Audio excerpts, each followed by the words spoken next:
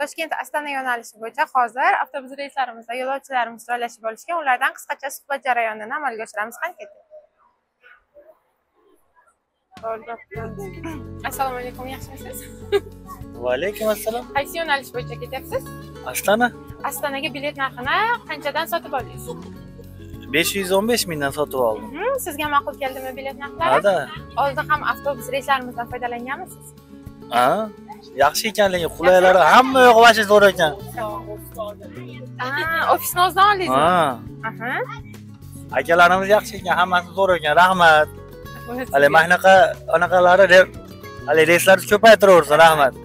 Qonuniymikan? Albatta qonuniy ekan. Boshqalarga ham tavsiya qilasiz? Albatta tavsiya qilaman. Hammaga tavsiya qilaman. Rahmat. Kelinglar, ketamiz. Rahmat, yaxshi yetib oling.